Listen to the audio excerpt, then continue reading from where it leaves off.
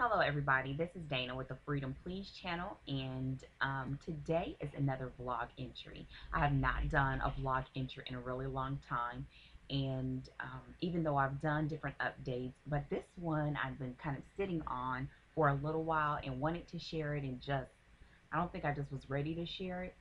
And then today I was talking with my husband, and he read a passage, and the passage just collided with what I wanted to share. So I want to share both what I had on my mind and my heart, and then I want to share the passage that he read, and I think it just had to all do with what was already going through my mind, and then the version of the Bible that he read the passage from. So I always got to kind of take you all back. Um, so much has been going on. And with all of those things that are going on, sometimes you really get in this place of you kind of get caught up. You get caught up in the hustle and bustle, and we're moving. And even though the move has been great, you're moving. Um, it's giving new opportunities. I'm preparing for She Speaks, writing, kids, run, like all these different things.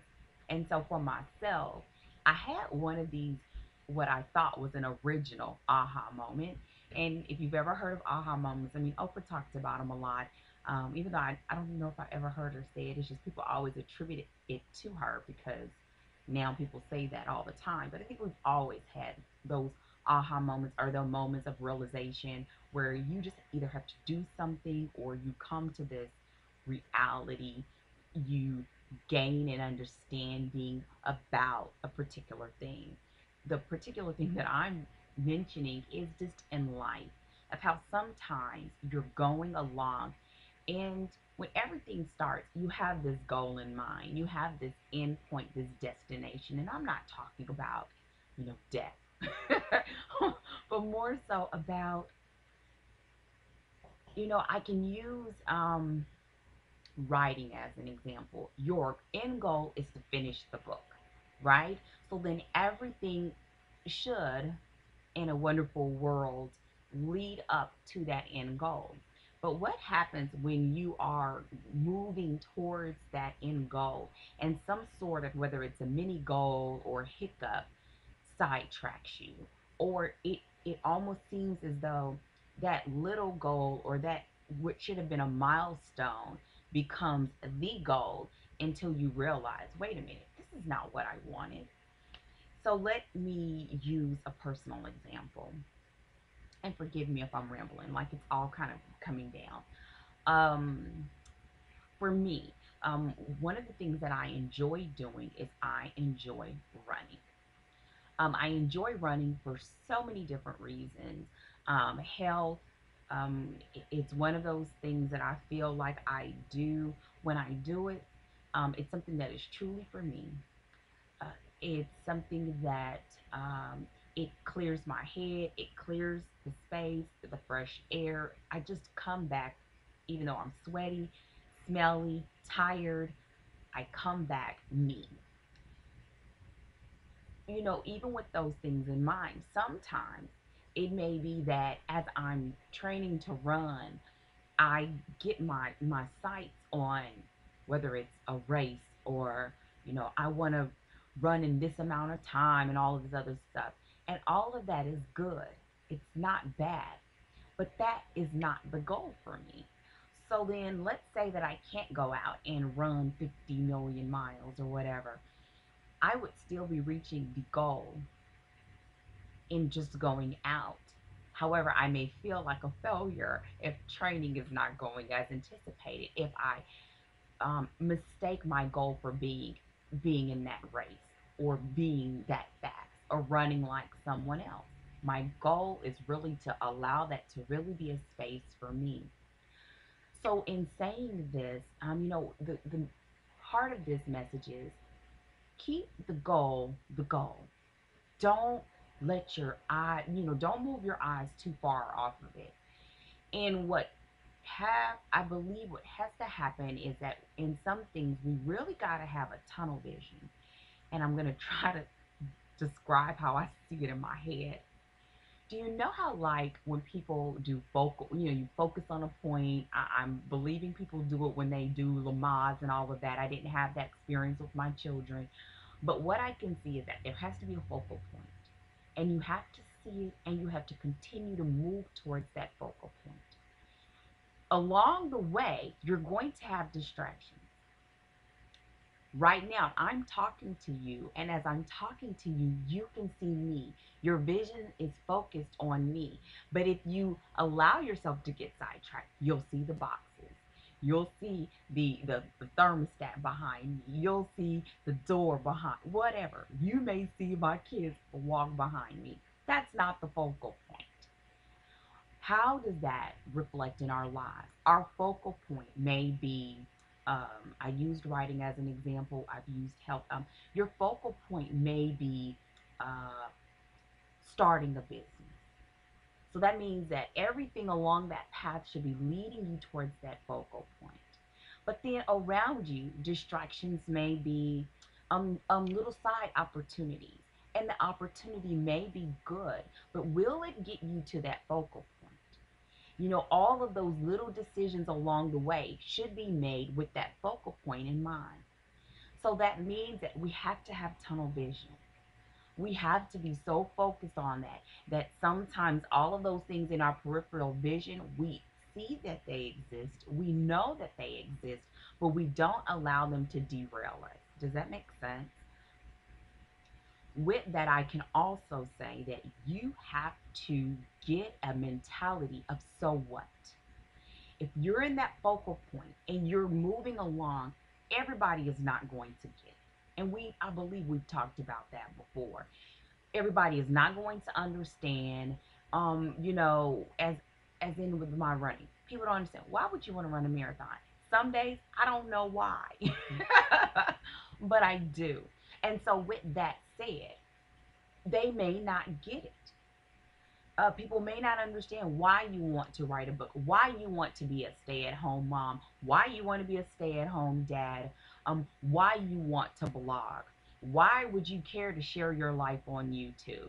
They may not get it, and so you have to get it and have a so what mentality sometimes about those things in the peripheral vision that may keep you from being focused and getting to that goal. It's not easy. It's not easy. The reason why I'm sure it came to me in an understanding in that aha moment is because you can get sidetracked. You get thrown off. You get in a place of sometimes this wonderful thing of this opportunity can seem so heavy and so hard to grasp when you're in the middle and you're in the transition that you forget that this is a great opportunity. And so having that focal point or that goal in mind helps you when it seems so hard, so difficult. Nobody gets me. Maybe I'm crazy. Maybe I need to change my goal. Maybe I need to start small. Maybe it's not for me. Maybe it's just for her. Those kind of things that can bounce around in our head, which can be honestly a disguise for destruction and self-doubt and not allowing to be very hopeful in your life and to allow yourself to truly dream and not just to allow it to be a dream but a reality. So the passage that I said to you, I'm going to read it so you're going to see the top of my head. It is from Hebrews 12 verses 1 through 3. I'm going to read the entire thing. I'm going to read it from the Message version, and here we go. Do you see what this means? All these pioneers who blazed the way, all these veterans cheering us on. It means we better get on it. I'm sorry. It means we better get on with it. Strip down, start running, and never quit.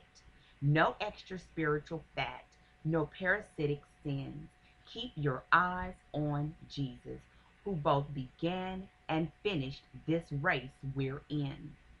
Study how he did it, because he never lost sight of where he was headed. That exhilarating finish in and with God. He could put up with anything along the way, cross, shame, whatever. And now he's there in the place of honor right alongside God.